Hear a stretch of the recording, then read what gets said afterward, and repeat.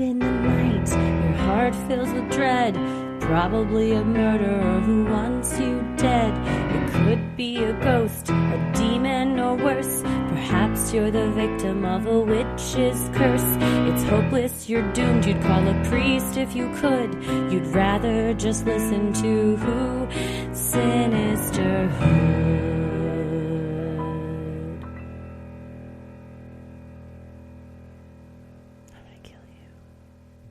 Well, hello and welcome to another edition of Freaky Friday, where we tell your odd but true stories. It's Friday, March 22nd. It's officially spring now, and we feel it in the air in our bodies.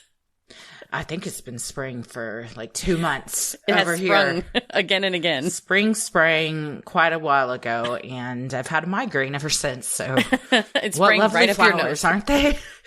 Right up your nose hole. It's terrible. It was really awesome that we bought a house with a gorgeous, beautiful, huge oak tree right in front when I forgot that I'm allergic to that. So you just mainlining it. Every day is a living hell. It's just what I've been singing constantly. That's what my mom's friend Lily used to go, the fresh air will kill you. And she was not wrong. Like staying inside where it's filtered. And even that, it still makes its way in.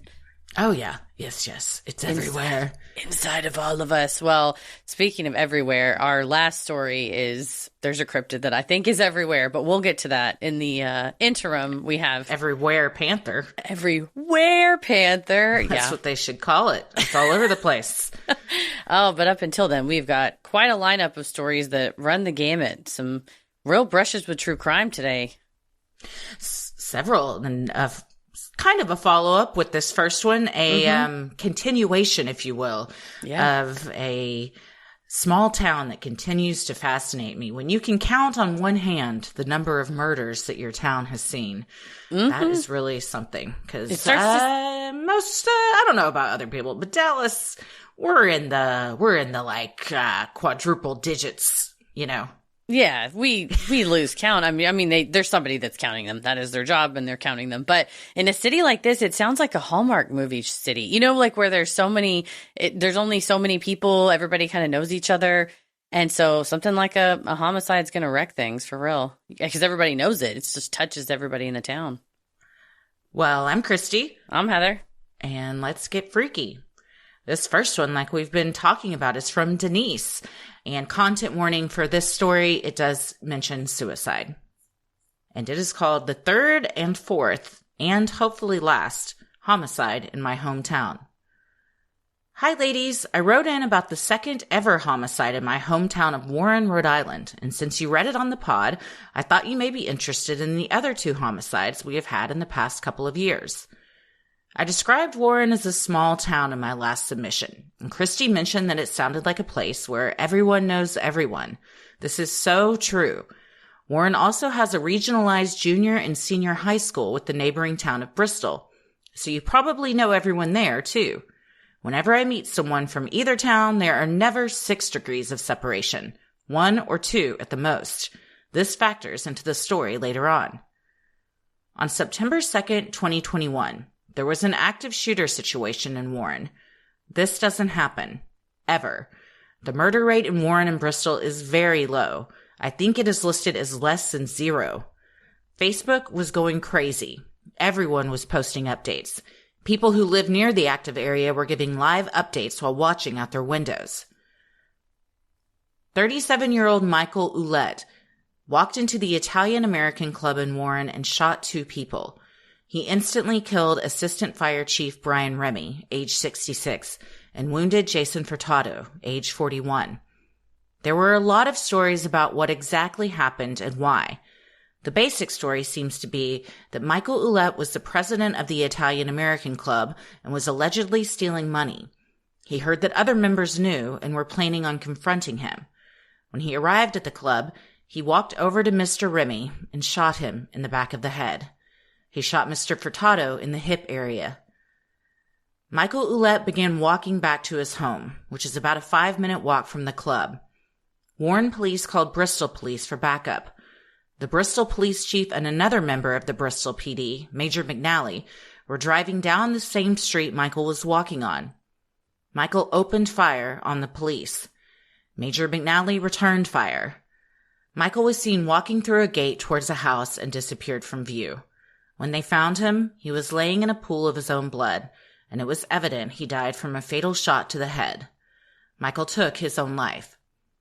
I'm sure they would have realized Michael took his own life during the autopsy. However, they didn't need to wait that long. A resident across the street was recording the scene, and the video shows Michael shooting himself. He had a high blood alcohol content and multiple drugs in his system at the time of the shooting. I have heard that he had been having a hard time in the year prior to the shooting, and before that, showed no signs of violent behavior. That being from a small town factor I mentioned. Mr. Remy was a business owner. My mother and I lived next door to the business for years and knew him, albeit not well, but enough to say hello and talk sometimes. Mr. Remy's sister was my preschool teacher.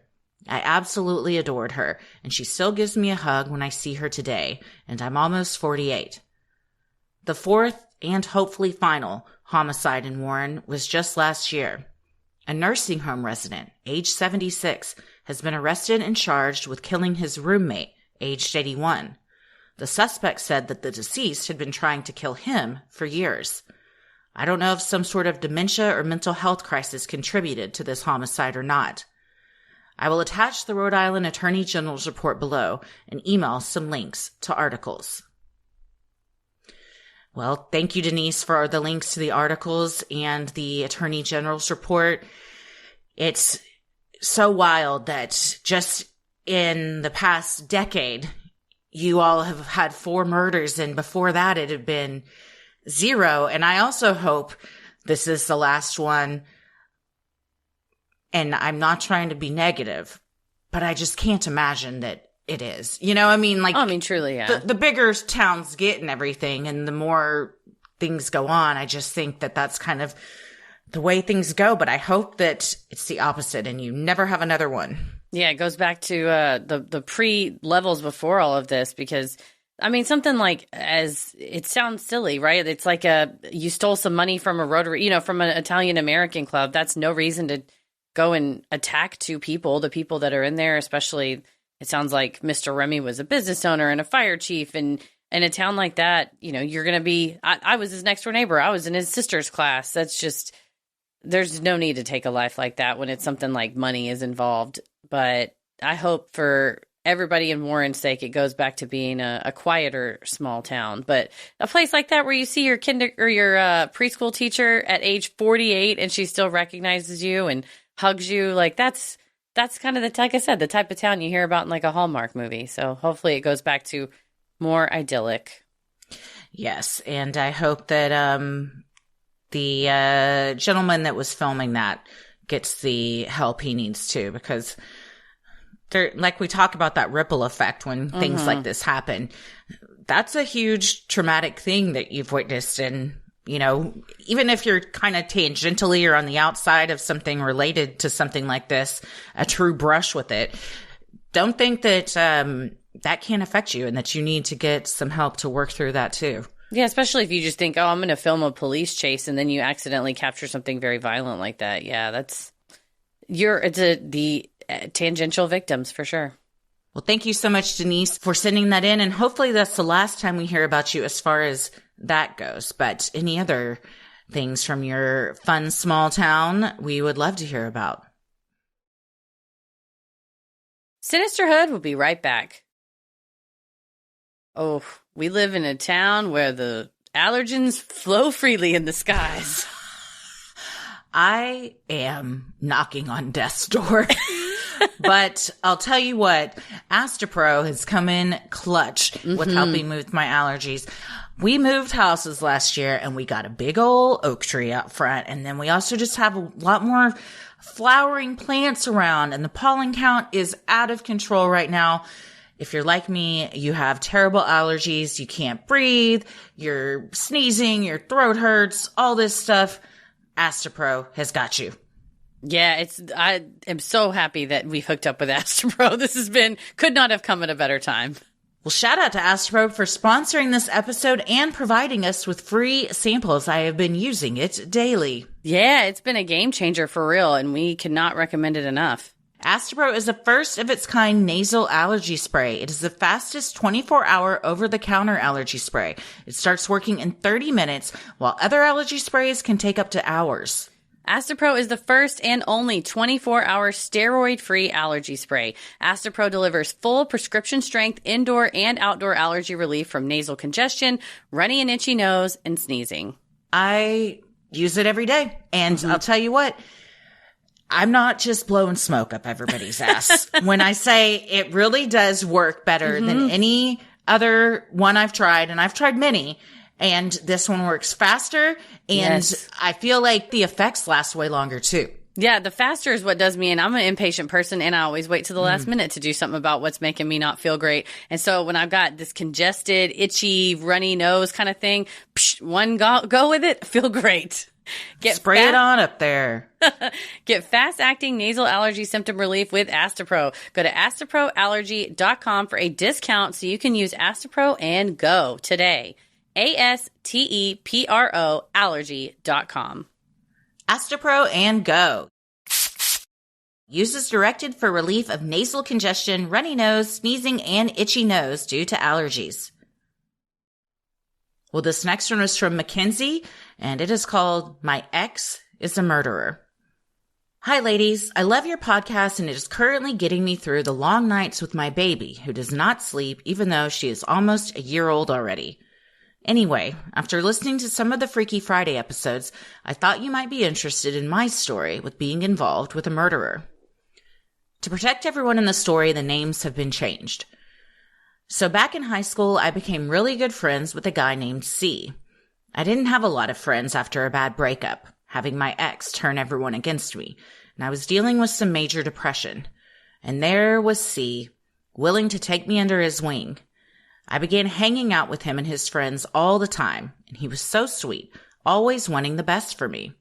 It was the little things, like not speeding because I was in the car, or not having alcohol around because it made me uncomfortable.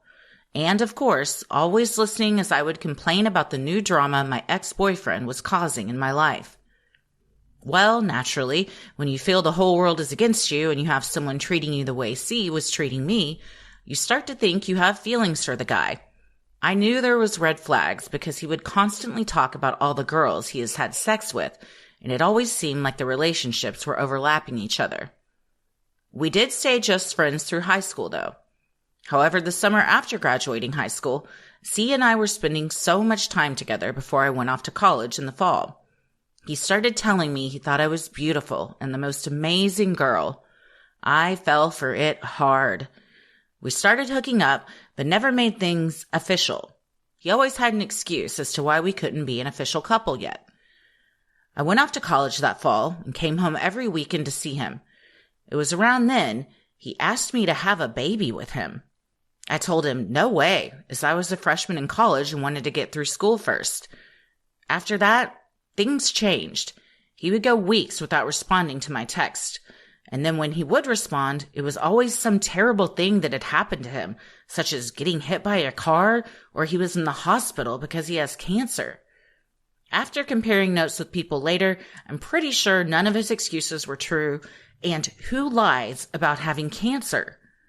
He would even start telling me that he had people watching me where I was going to school, and that I better not lie to him about what I was doing. I went home one weekend to visit my parents and went to the grocery store and saw him there with another girl. He told me, "Oh, you don't have to worry about her. That's just Amy." It was not long after that he told me that he can't talk to me anymore because I'm too good for him and he doesn't deserve me and that I need to be with someone who doesn't have cancer. I was heartbroken and still believed his cancer story at the time and tried to tell him that I didn't care and I would stay by his side through it all. But nothing I said mattered. A few months later, I found out just Amy was pregnant with his child, and I was livid. I messaged him, and he told me that he only had a few months left to live because of his cancer, and he really wanted to be a dad, and she was willing to give him a baby. But he said they were not in a relationship. At this point, I knew everything was a lie and just stopped talking to him. He ended up with her for a while and had 2 kids with her. So much for the story he told me. Anyway, let's fast forward to the crime portion of the story. It had been a few years at this point, and C was no longer with Amy. He had a different girlfriend, and I think Amy even had a boyfriend, but I'm not positive. Well, I was at work one morning when we got news that someone had been shot at their work parking lot a few towns over. We were told to keep on alert because the shooter hadn't been caught or identified. It didn't take long before I heard that the shooter was C, and the victim was Amy. I was shaking. I'd had a relationship with him. It turns out that after Amy was shot, she was able to call 911 and identify her shooter to the police, but she later died in the hospital. Also, rumor has it that C shot her over a custody battle over their 2 children because he didn't want to lose them. Still, to this day, when I think about what he did, I can't help but feel a bit of relief and anxiety at the same time. Because what if I had agreed to have a baby with him when I was back in college? Could that have been me that was shot and killed? I firmly believe even if I did agree to have a baby with him, we never would have been one big happy family, so there likely would have been a custody battle with us at some point too. I believe not only did I have a relationship with the murderer, but I made the right decision to not have a baby with him. It could have been me that was shot that day. Anyway, thank you for letting me share my story and also for keeping me awake during the long nights with my baby. Well, Man. yeah, very good on you, Mackenzie, for getting out of that relationship. But man, my heart breaks for Amy and the kid that they had together. Yeah, and the fact they had another kid too together, it's like if he tricked her into having the baby by saying, "Oh, I have cancer," and like Mackenzie said, who lies about having cancer? I feel like that's like one of the lowest like stolen valor stuff. It's like when people lie about like being in the military, or the lady that lied about being in 9/11. It's like you don't get to put on somebody's grief and pain as a costume and then use it to manipulate women into bearing your fruit.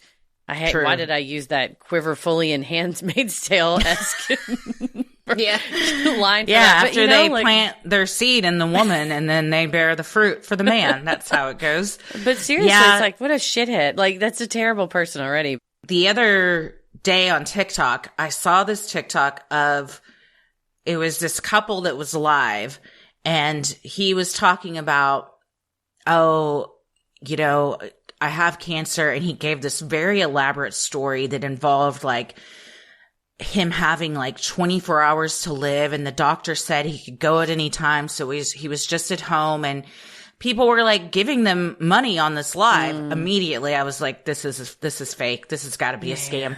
And then like 2 days later, it was everywhere that it was a total scam. The guy's roommate came forward and was like, none of this ever happened. And now the kind of question is like, well, if you donated money to them, are you legally allowed to get it back? But also, like, you gave a stranger money just based on a story. So is the onus on you? But just don't believe everything you hear. Yeah, donor beware. That would be fraud. You can't take money from people on a lie. So if he really doesn't have cancer, then he wasn't saying give me cancer, or he wasn't saying give me money because XYZ, but people were feeling sorry for him and donating money because he was like, I'm going to have all these bills and my wife's going to be left here alone. So he asked without outright asking. Wow. But people are very generous on TikTok with just giving those roses and all those other things on those lives. So they weren't even like cash apping him. They were just like tapping and sending galaxies. I think they did have a cash app too. Yeah. Man, that's wild. But that's a good question though. If somebody takes a bunch of TikTok gifts under false pretenses, like what's your recourse? I guess just beware who you're giving the TikTok gifts to, and only do it for, I like if you see a band playing or like somebody's like has a talent or a skill on there, I'm happy to do that. But you just never know, man, if there's running a scam, which sucks for the people that really need the help. Well, Mackenzie, glad that you stayed safe. So sorry about Amy, and I hope that her kids, wherever they are doing well, and that this guy's in jail for forever. Yeah, I hope he got locked up, and good luck, Mackenzie, with having your baby sleep through the night, too. I'm glad we can keep you company. I'm sure that's tough. I know that all too well. And yes, in those late night feedings are just bouncing him on that yoga ball, trying to get him back to sleep. You've got this. We're in your ears. You've got this. Well, this next one is from Dee Dee, and it is called Don't Let the Weird Old Lady Distract You at the Gas Station. Hello, ladies. I've been a listener since 2020's Gwen Shambling's episodes, and I've been hooked ever since. You do such a great job researching the stories, and I completely trust your insight into the law and law enforcement. Combined with your wicked humor, your work is so much richer than most other true crime podcasts. Great job. You're my absolute faves, and it's wonderful that you've created a safe space for your listeners, particularly women, to share their disturbing, funny, tragic, and confusing life encounters. I grew up in a time when topics such as abuse and discrimination weren't discussed as openly. Yes, I'm old, but I'm glad to see our society change somewhat to accept and respect others. My hope is that it continues because we're far from done. I'll get off my soapbox now and jump on another one. A recent Freaky Friday story about two young women who were almost abducted at a gas station brought a similar, but less dramatic, event back for me. I want to offer this as a cautionary tale, and even though it's small, I hope it can help someone. 6 years ago, we lived 20 miles outside of Dallas. I worked in the city and noticed on my way to work one morning that my gas warning light had come on. Although my commute was not that far in miles, sometimes it would take over an hour to get home because of traffic. I was probably running late to work, so I had to stop on my way home to fill up. It was summer and still light out, probably after 6 p.m. when I stopped at the first large gas station plaza. Being Texas, where everything is bigger, the gas station plazas host at least a dozen gas pumps under a large canopy. The one that I stopped at that day was strangely empty, especially for rush hour. I pulled up to the first pump on the inside. There were no cars on the outer side or at the next side on the inside. Usually there would be cars at each of the pumps with lines of others waiting to enter. My car's tank is on the right passenger side, so the driver's side is away from the pump.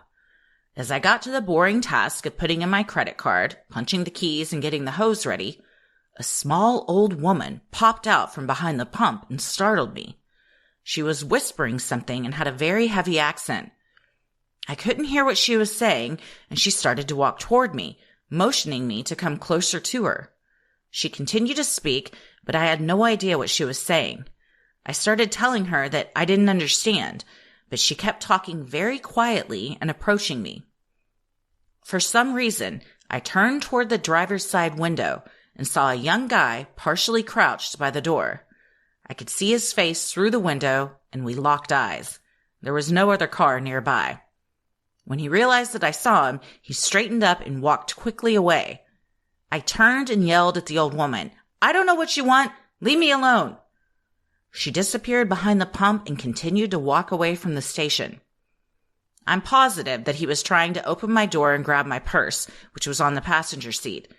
I don't know if they were working together or if he just saw an opportunity because I wasn't paying attention, but the whole event was very weird. Fortunately, I always lock my car when I'm filling up, and it was locked that day. I'll be in mom mode now and tell everyone to pay attention to where you are and don't leave your car unlocked. If someone's out to cause you harm, they'll distract you or throw you off guard.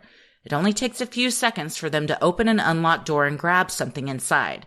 Or even worse, get inside your vehicle. And if confronted by an unusual encounter, listen to your gut.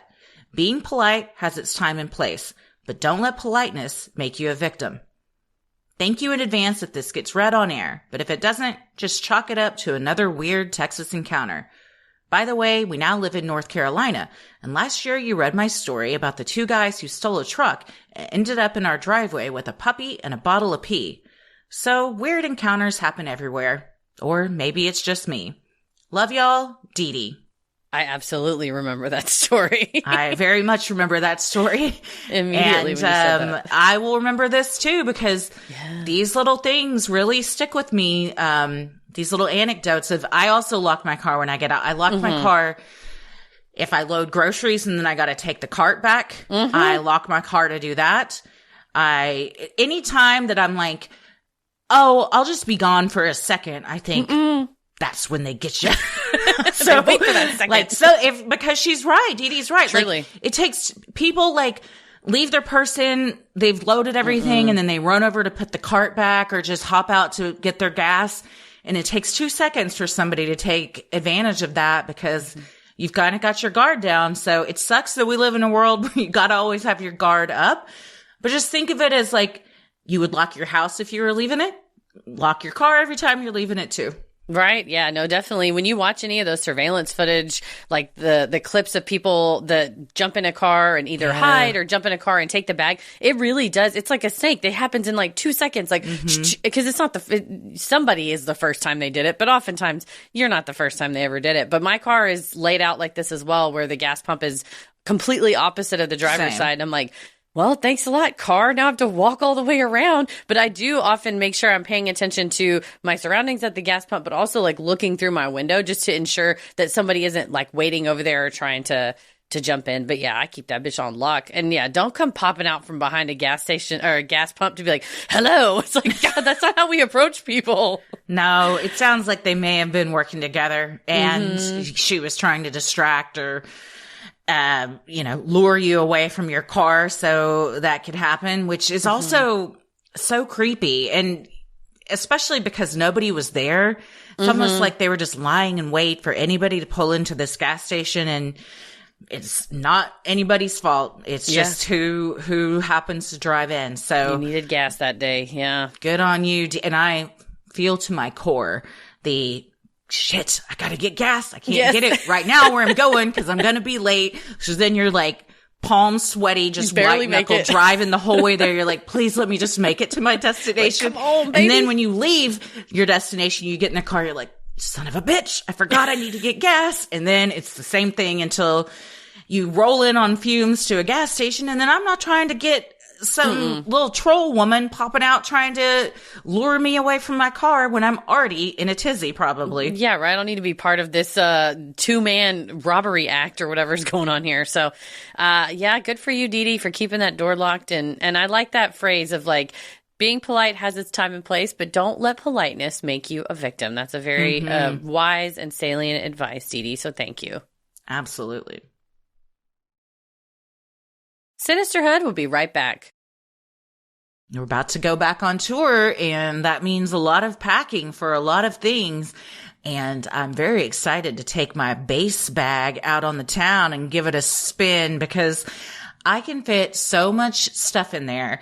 And it also can go on the plane with me that now I feel like I've doubled my packing abilities and also still stuck with not having to check a bag. And I'm very proud of this. Hell yeah. It's a game changer for real. And we've all been there. You try to fit everything you might need for a trip in one bag, only end up with your suitcase is bursting at the seams. But with Base, there's room for everything. 15 pairs of underwear for a weekend trip? No problem. Wanting to decide between a few pairs of shoes? No worries. Bring them all with Base. And you can put them in the zipped up bottom area of the bag so they don't get all over your clean clothes, which is one of my favorite features. They thought of Base everything. has thought of everything you could ever want in a piece of luggage. There's 360-degree gliding wheels, cushioned handle, built-in weight indicator, washable bags for your dirty clothes, compression flaps and straps with pockets galore, and a lined interior that is durable and easy to spot clean. Plus, TSA approved combination lock so nobody can be rifling through your stuff. Every piece is made to look better with miles, so you don't have to worry about it in cargo or overhead. And Base has over 30,000 5-star reviews. Whether you're packing for a quick trip or looking to breeze through security lines, Base has your personal items covered. Right now, Base is offering our listeners 15% off your first purchase by visiting basetravel.com/creepy. Go to basetravel.com/creepy for 15% off your first purchase. That's BEIS travel.com/creepy. Well, this next one is from Kay, and the subject line is a story about a slightly unstable pilot. Hi, ladies. Love your podcast. From the opening minute of last week's episode, I knew I had to tell you about this. I used to work front desk in a hotel that accommodated pilots and flight attendants on overnight routes. The pilots overall were mostly just business. Many could be a bit rude and condescending, but they were also lovely pilots. particularly one whose wife would drive up to stay overnight and sent the whole desk chocolate for Christmas. Bright and early one morning, 6:30 a.m., a pilot came to the desk and started complaining with a raised, angry voice that the room next to his was too loud and they kept him up. I just reviewed the night shift notes, and they didn't say anything about a noise disturbance, so the pilot hadn't asked us to ask his neighbors to keep it down. I apologized, because customer service, and asked that in the future he let us know at night and we would send security. He was not pleased with my answer, but I didn't have a time machine. As he was walking out, he turned and said, loudly, to the whole lobby, "I should crash the plane today, and it would be your fault." There wasn't really anybody in the lobby to hear other than me, but I'd hate to be checking out and hear a pilot shout that. Maybe 20 minutes later, he walked back in the front door and up to my desk. He said, "Hey, I'm sorry I yelled at you. I saw a few homeless people outside and I realized that there are worse things in life." Then he left without me saying anything. That confused me further, as he didn't actually seem to think yelling at a desk clerk was inherently bad, or that it was dangerously unprofessional, and it sounded like he wouldn't have felt bad if he hadn't seen a guy sleeping on the street. I could have called our scheduling contact at the airline, and in retrospect, maybe I should have, but my threshold for drama was much higher than the average person at that point, and I wasn't sure if they'd take me seriously. I have a ridiculous amount of hotel stories, but missed writing in on the listener stories episode where he asked for them. Maybe sometime I'll finish that email. Thanks for reading, Kay. Well, please send hotel stories because I love those, but oh my God. Yeah, do please send those. This is so unhinged. So Kay emailed this to us and I immediately wrote back and said, can we please use this on Freaky Friday? Because this is so unhinged. Like, everyone sees him. He's not in costume. He's not. Maybe I'll just crash the plane today and it'd be your fault. First of all, no, it wouldn't. It would not be Kay's fault. It would be your fault. And to like even make that kind of threat, that's wild. It's such a 0 to like not even 0 to 100. It's 0 to 1,000 on a scale of 100. He stays at like a 900 probably at all times. So he's just always a tick away from crashing that plane, or at least threatening to do it. I'll fucking take us down. I'll do it right now. Don't you shut up back there in first class, or I'll turn this plane right around. Captain, we actually don't have any decaf. We only have, I'm going to crash this plane and it's going to be your fault. It's like, God. That's crazy. Because Kay's like, I just clocked in. I was not working last night. You didn't even call us to tell us to have these people shut up last night. How is any of this my fault? I literally just clocked in today. And then he's like, hey, by the way, I just went outside and saw some people that, you know, have it way worse than me because they're poor. And so I'm sorry for that. It's like, that is not an apology, sir. You're so out of touch with everything about this is wrong.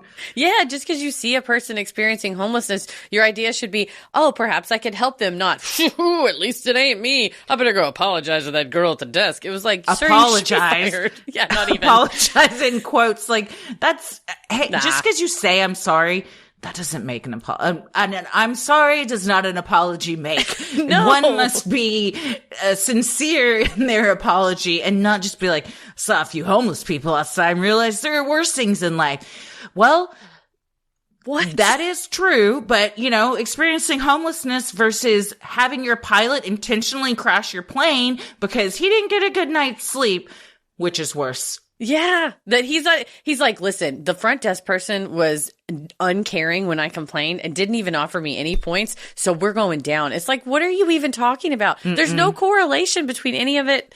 Yeah, that's unstable is the right term for it. That is wild. And I love when we do any type of a series that has to do an episode or a series that has to do with like a specialization like aviation, because we do get stories like this, or we get people who work in the field. On Patreon, one of our listeners said that they work in aeronautical engineering and that truly you should be able to track every tiny little piece of the plane. So then it's like, really? And then they said, which I didn't know, which you learn something new every day, but they said that is kind of weird and sus then that it has been said, oh, but we're not 100% sure it's from MH370. But so my question wasn't as stupid as I thought it was at the time, but because I literally lost sleep last night thinking about what a stupid thing I said. Like, obviously, you can't just tell where a piece of a wing is from, but I guess apparently you can't. They said down to a rubber gasket. I was like, I didn't know that. I thought like the big chunks.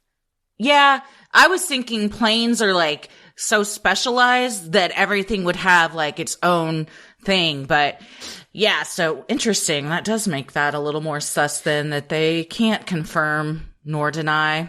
Right. That's what, because I was like, oh, surely it's, maybe the gaskets or the back of the seats. You can't exactly tell. But they said no, that you should be able to track, every piece. So I'm like, And they also said that the plate that came off the flaperon, those should not come off given how stuck on they are. So another question interesting of how that plate might have come off. Interesting. Thank you, Kay. And so speaking of specialized stories, please, any hotel stories, anybody listening, if you have a weird job story, or especially Paris used to work front desk at the hotel when he was in college, and he has a number of bizarre incidents. And so he should please send some in. I'll tell him. I'll tell him type them out. Weird shit, especially like somebody checking in super late. Like I'm sure you see, or people meeting other people for a late night rendezvous. Ooh, at the, I think he was at like the Courtyard Days Marriott Inn, wasn't Frisco. I thought he worked in Denton. He did work in the Denton Days Inn, and then he worked in one in Frisco as well. Mm-hmm. So he worked at one, I think, by like the Star, where it now is, the Cowboys facility. So all those, like, I always wonder, like, driving down the highway through the suburbs, I'm like, who is staying at these like hotels that are in the suburbs? But it's like business travelers, a lot pilots of people, yelling, I'll crash the plane today. Who knows? That sounds like a very arrogant and entitled man to just think that for that statement, even by himself in a locked room, is okay to say. Like, don't even utter those words out loud, but threatening someone in a place of business where other people are around, wild stuff. The people that think that that's okay to do are just are beyond me. It's next level, and they're not the ones we want to have in control of an aircraft, for sure. No, I would like to know his name and who he flies for, so I can request to not ever be on that flight. They're like, ma'am, you put some reservation requests in, and this is just a person's first and last name. It's like, yeah, don't put me on his plane. Find it. And they're like, we know others have his name down too. I'm like, I bet they do. Why don't y'all fire him? It's not just you. Well, thank you, Kay. Good looking out. Sinisterhood will be right back. This next one is from No Thank You, and the subject line is legal advice for vigilante shit. Hi, ladies. This is No Thank You again. I submitted the story about the dead chicken cult in the Chicago area. I'm going to keep myself with no name for now because this story could impact my career. I am a woman engineer in her 20s. As you can imagine, I've had lots of experience with men patronizing me and thinking that they're better than me just because I'm young, a woman, and a Latina. While I'm used to dealing with this from college and other workplaces, I recently had a nightmare experience with my now previous company. I started working at the smaller civil engineering company about a year ago. Even though it was a pay cut, I wanted to move back to Texas, and I was switching industries, so I took what I could get. 2 weeks into being there, they made an announcement that one of our team leads was being moved to our Houston office, and we shouldn't have contact with him unless it was necessary. Asking around, I found out it was because this guy would yell at all the younger engineers and call them names. Everyone knew he acted like this, but he was friends with the boss, and he was leading some big projects. The advice from my boss was not to take it personally. HR finally did something about this because he yelled at a higher-up who was a woman in a meeting with others. In my opinion, he should have been fired. There is no reason to yell and call people names in a professional environment. Men and their emotions, am I right? Anyway, this, coupled with the obvious lack of diversity at the company, led me to write a Glassdoor review. I was really just venting, but I also like leaving Glassdoor reviews, specifically to let women engineers know what they're getting into. In my review, I called the company a, quote, boys club. Unbeknownst to me, this review would make it to the top HR managers and our executives. Months later, they sent HR, along with one of our execs, to the office for a health check. My boss told us it was because of a Glassdoor review, then quoted my review in a meeting. It took everything I had to keep a straight face. The day HR was coming, I was out because I was taking my licensure exam. But I came in the next morning and had a last-minute early morning meeting on my calendar. In the meeting, it was just the women of the office and HR. A lot of us vented about the company and the previous team lead with anger issues. We went on with our day and had a lunch meeting to go over the outcome of the visit. During this meeting, the exec made the announcement that another one of our team leads was fired and that he would not be returning. We were all shocked. I didn't have anything personally bad to say about him, but I was surprised because even the anger issues dude just got transferred. After work, we went to happy hour, and as more people left to head home, only a couple of women were left. I confessed to them that I wrote the review that brought HR here, and my other coworker said she knew why the lead was fired. She said almost a year ago that this lead, an old white man, literally someone's grandpa, had groped her at one of the company retreats. She said she had reported it to the director of our office, but nothing ever came of it. She also knew that he had other complaints against him. He had pointed his concealed carry gun at an employee. Since HR was at the office, she had asked to meet with them privately to ask what was being done about this freaking creep, and she found out that our director had been reporting the incidents to HR as lesser offenses. The groping incident was phrased as he was aggressively dancing near her. It made me sick to my stomach that our director knew what kind of man this guy was and just let us work alongside him every day. There were many times when a lot of us would work late and be in the office alone with him, and we had a lot of college-age girls working as interns. My coworker was afraid that people would blame her for this guy getting fired. I promised I wouldn't tell anyone and that it wasn't anyone's fault except his own. We had lots of debriefing meetings after this, and I was not afraid to tell my boss how management had completely mishandled everything. I immediately started looking for other jobs. As someone who has had men I was supposed to be able to trust abuse and hurt me, I just felt so unsafe. A couple weeks later, the director started cracking down on working from home and billing to overhead costs, like he was punishing us for talking to HR. Then he started asking one of our few women project leads for proof of her engineer's license. She was in the process of transferring her license from Oklahoma to Texas and said she'd give them her license information once that was complete.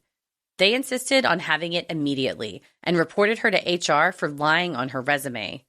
We were all livid because, 1, she had a picture of her old license as proof, and 2, she had already been working on multiple projects for over a year. 3, it felt like they were retaliating because she had asked for the all-women meeting with HR. She ended up resigning, and instead of letting her complete her 2 weeks, they had her escorted out immediately in the middle of a meeting.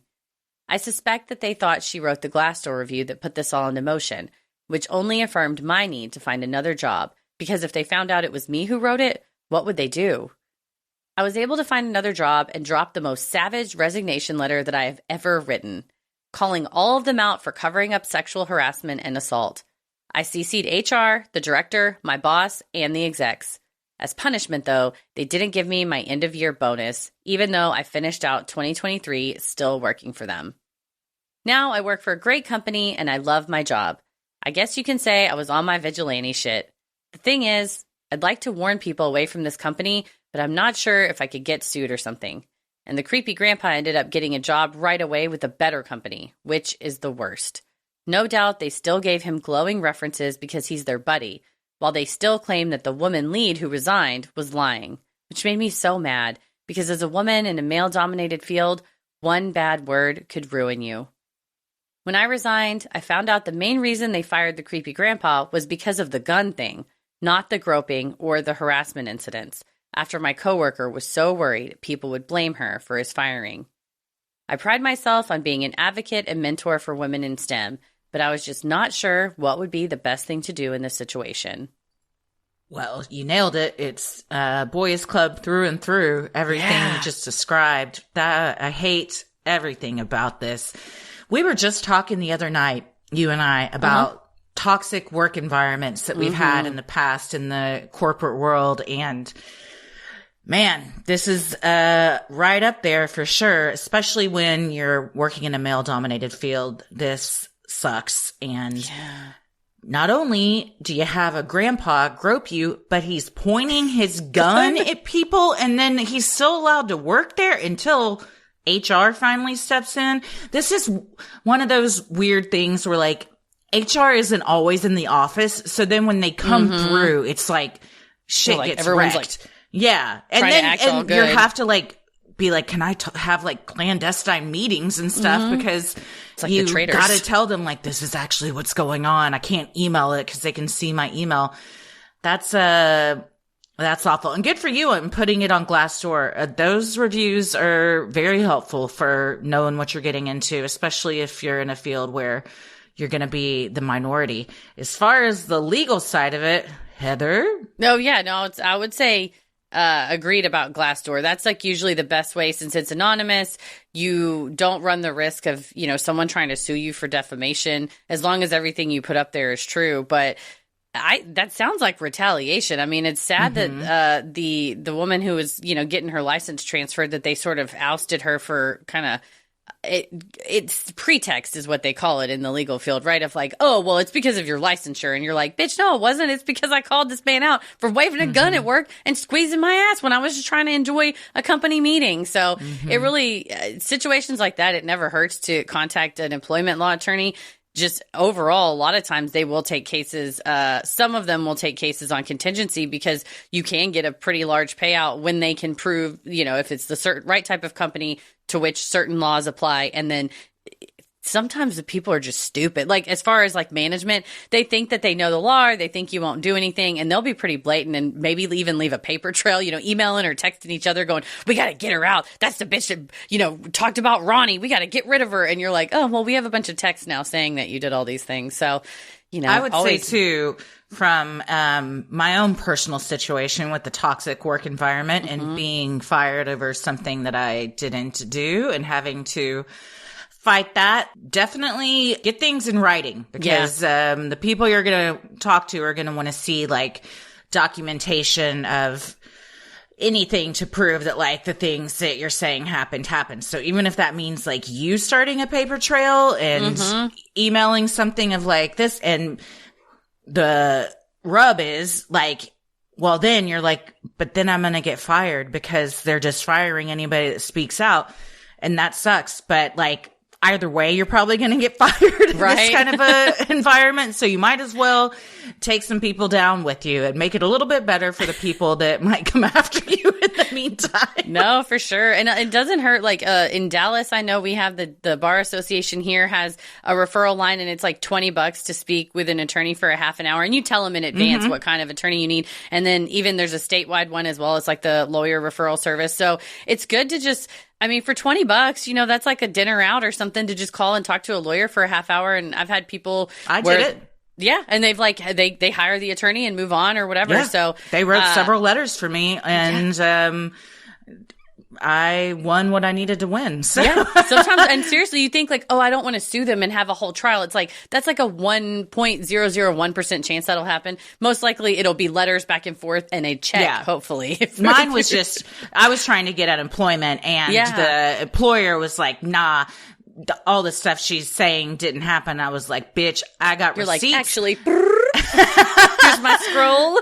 And those receipts led to me getting unemployment. But they do want to see those receipts for sure.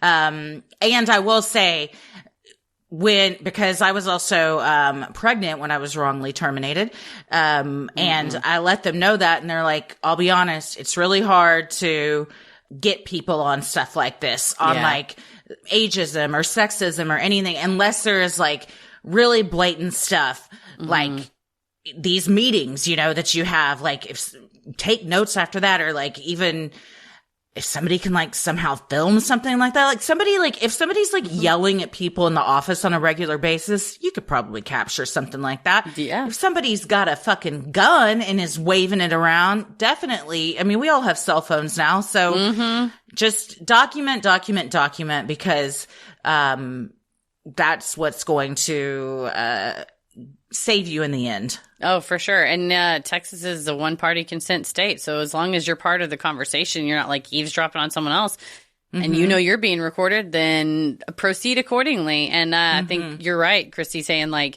hey, I'd like to complain about this guy. And they're like, oh, he's not that bad. And you're like, I submit the following. Here he is calling me a fucking bitch. And this is absolutely... no, thank you is absolutely right. That like, there's no scenario in which someone needs to be screamed at unless you're like a fireman and they're like, give me the hose, turn the water on. Like if there's an emergency situation. But if you're an engineering firm, why is anyone screaming at each other? What's going on?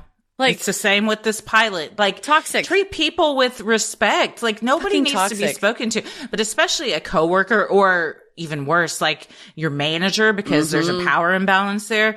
Talking to you like that, you do feel like you just are stuck. And I was telling you, like, I've had several jobs that were, honestly, I think I said like almost all of my jobs have been toxic. Maybe not all, but most corporate ones, like, it's just maybe I just had ones that weren't great. But I've worked in offices where a ton of yelling goes on, and maybe not even at me, but between like other managers or supervisors. And it's like, even being around that is so uncomfortable and toxic, and affects how you want to go to work. It affects the work you do. So like, even if you're not like the direct victim, it still affects you, and you still have every right to say something about it. Oh, for sure. It's so awkward. It might be like somebody, a third party, saying like, hey, Bill's over here screaming at Cheryl every day, waving his gun around. She's too scared to say anything. So like, then you got to step in and say something. Yeah, I think that's always a good thing too, is if being like, it's not just, oh, I'm sitting over here so it doesn't affect me. Like that kind of attitude and anger and behavior affects everyone. And good on you too. No, thank you for dropping the bomb there in your resignation letter. Oh, fuck yeah. When I Go had scorched earth. The times that I have been given a exit interview, I just was like, how much time do you have? Crack and I was my like, knuckles, roll going through my my sleeves. notes in my phone. I was like, on this date at this time, this happened. I'm like, yeah, don't fuck with me, because I keep notes. So yeah, I think that's all of my good advice would be, keep, like you said, keep receipts, and then also like reach out to an attorney and see what maybe could happen. Cause maybe, somebody getting retaliated against and, fired under this pretext, you could get a little bit of money.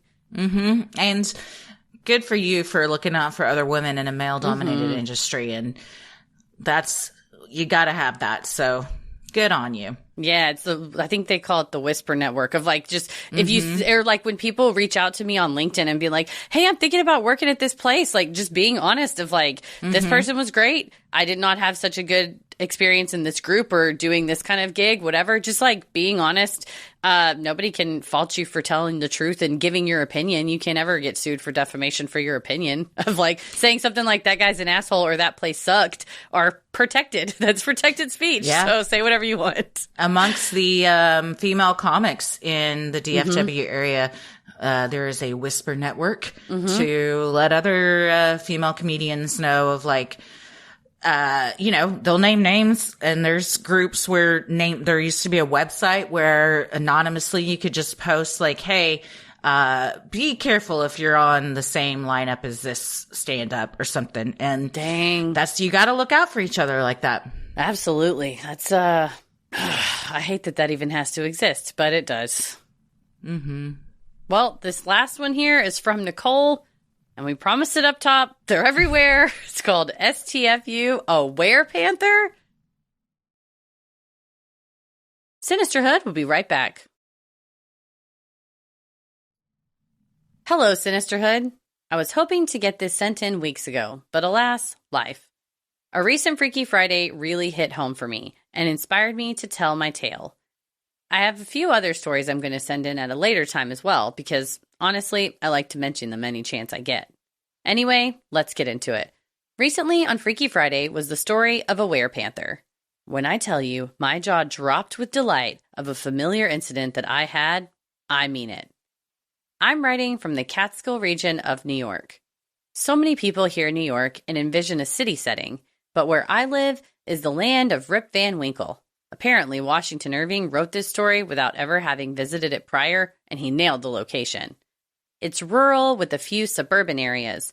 Mountains, waterfalls, forests, Bigfoot sightings, UFOs, time vortexes, and who knows what else. It was about 7 years ago when I was about a year into a relationship with my now fiancé. He lived out here in a small town, while at the time I was coming from the capital region. I was a bartender, oftentimes ending my night around 1:30 a.m. On Friday and Saturday nights after my shift, I would drive the hour south to see my man for a few hours. It never bothered me. I love driving at that time of night. No one is ever on the road, and it's so peaceful. And the closer I got to his home, the more beautiful the sky became. There were also less streetlights, so once I was off the thruway, I was on dark, winding roads. On this one particular night, per usual, it was right around 3 a.m. I was coming up this dark, winding backcountry road, surrounded by woods with houses around a half-mile from each other. A small creek ran through the area, and near where I was also an old town cemetery that hid back in the woods. I was coming up on a bend in the road, where one of the few streetlights stood shining bright. In the midst of my horrible sing-along to whatever I had on in the car, I saw a figure emerge from the woods. It was tall, dark, and not handsome. It moved across the street on its hind legs, like a human, but its legs didn't look human. I saw its arms. It looked like one held a walking stick, while the other moved with the flow of its body. On its back, from the top of the head to between the shoulders, looked like a fur cape or shawl, like you would see on a Norse Viking. You could see it draped on the tops of its arms/shoulder area. Its eyes had a shine reflect, simply white. The face was not human. It had a snout like a bear, or, dare I say, a werewolf. Its skin, black with the shine of the surrounding lights of the streets, was similar to the coat of a black panther. Once across the street, it started to hunch over and disappeared into the brush. The leaves didn't even flutter. I have reason to believe that my face resembled Van Gogh's scream for the rest of my drive. What the fuck was that? What the fuck was that? I've seen bears. We have plenty here, and it did not look like a bear. We have mountain lions and bobcats, and I have never seen them walk on their hind legs like this. When I heard about the werepanther, I could not believe someone had such a similar experience. And then I heard about the wampus cat. The relief of knowing others experienced something I thought only I had ever seen is delightful, like a weight off my shoulders. It also leads me to ask, what actually lives in the depths of our forests? I will never know exactly what I saw, but since that day, I have chosen a mundane answer to consider: a bipedal bear with mange. This idea allowed me to sleep at night and not obsess over what I had witnessed. Besides, maybe it truly was a bipedal bear with mange. The world may never know. P.S. There have been Bigfoot sightings in the area in which I live, and even locals have Bigfoot decor in their yards. Most of us love the idea, and I am keeping my eyes peeled so I can be one of the first to write in with a Bigfoot sighting. Keep on creeping on, Nicole. Well, Nicole, I hope that you get to see that Bigfoot, and then you, I guess, will have seen 2 cryptids, perhaps? Yeah, I was like, fingers crossed for the Bigfoot. If it is a bipedal bear with mange, walking with a cane is impressive. And a shawl? What a fabulous bear. This bear was out on the town. Yeah, the bear was I was going to dinner. Any animal walking with a cane is very funny to me, but I imagine, would you just pick up a stick and then you just... I didn't want to Google bear with mange because I was worried it would upset me. Yeah, I've seen them. Only because of the Chupacabra episode, I saw a lot of animals. Is it bad? I mean, it looks like a bear's having a tough time. Yeah, it's not great. Okay, I'm going to look. Okay. Yeah. This one looks exactly like, has kind of the hair only on the head and around the shoulders. And then the rest of the hair is gone, which could look shawl-like. I could see that. He is not carrying a cane. No, he doesn't have a walking stick and a top hat and singing Putting on the Ritz. He's not doing that, but this says since 2014, reports of bears with mange have increased in number and geographic spread. So that was in Virginia, though. I'm not sure where this is. Catskills, but New York. Catskills, that's right. Yeah. Bears are everywhere. So are weres. Panthers. A werebear. A werebear. A werewolf? I'm not sure when exactly this happened, Nicole, but in 2019, the Adirondack Explorer reported that the 3 bear populations in New York State where individuals have Maine was Adirondacks, Catskills, and Western New York. Oh, okay. So they said they think it has, the Catskill bears got it locally from other mammals. So I guess it transfers between species. This says bear with mange on hind legs. In 2014, there was a New Jersey walking bear mystery solved. See? So perhaps, oh yeah, this bear is just walking around on its hind legs. I'm going to say that this is probably a bear with mange in that area. And judging by these pictures I've seen, like the fur being like that seems like it might be. But that's very sad. I don't know about the stick unless he found a stick he likes, like a dog. And Yeah, he's like, I'm going to take this stick take with this me. back. He needed a stick for something. I want to take this stick home with me. Well, Nicole said she's seen bears before, but yeah, a bear with mange looks a little bit different. So that makes sense that your brain is trying to make sense of what you're even seeing. But at 3 a.m. in the dark, you're out by yourself, just vibing, every day is, what did I just see? Holy shit. Yeah. Yeah. Well, next up is the Wampus cat. So let us know if you see one of those, and especially if you see Sasquatch. For real, yeah, a cryptid bingo card. I hope you fill your whole card up and send them all to us. So may you see a Bigfoot imminently.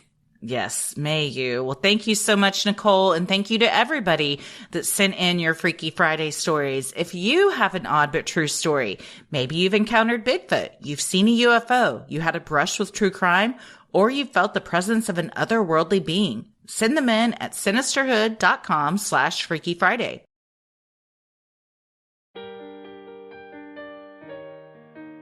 If you like our free episodes, you'll love our Patreon bonus content. You can join for free to see what we're up to next, or dive into over 800 hours of bonus content. And we have a live stream coming up on the 27th as well, 8 p.m. Central. And that's just one of the many things that you get to be a part of when you join our Patreon. Oh, yeah. When you join, you get ad-free episodes, these monthly live streams. We do quarterly bonus content live streams as well. Our weekly audio bonus content. We've got an Unpopular Opinions coming up for y'all here soon. Monthly mini-sodes, merch discounts for rolling the airwaves and getting into it tier, and a community of the best listeners on the whole internet. And if you're not sure if you want to join, you can always join for free and stay for free. That will get you one archive bonus content. We release those once a month just to show our appreciation. You also can get email updates from us of what we got going on at no cost to you. But if you're curious, you want to dive into the bonus content, check out our free trial. You can join for a week at any level. Check out all the perks. And if you want to cancel or downgrade anytime, you can do that before the trial is over so that you don't get charged. But joining for a week, the week of the Q&A seems like a good way that's a good way to know if you want to stay, if you're part of the Q&A. Yeah, for sure. So check that out over on Patreon. And you can also head over to Sinisterhood.com and click shop on the top banner to check out all of our merch, like t-shirts, including our new Believe and Be Kind design by our lovely junior researcher, Ella, that features a drawing that she created of the Flatwoods Monster and her message from the episode, Believe and Be Kind. We also have that in sizes for kids, toddlers, and babies, so you can match with your little ones. We have stickers, mugs, totes, and all kinds of fun stuff. Plus, our merch clearance sale is going on right now. Deeply discounted shirts from our 2022 Texas Theater Show with a really dope skeleton with the cowboy hat on it. We have our cover art shirts, and you better get in there and get the very last few of the 2023 Full Moon Energy shirts because they're about to be some 2024 ones when we're on the road. So don't forget to use your Patreon merch discount when you're shopping over there. Check the pin post in Patreon to get that discount code.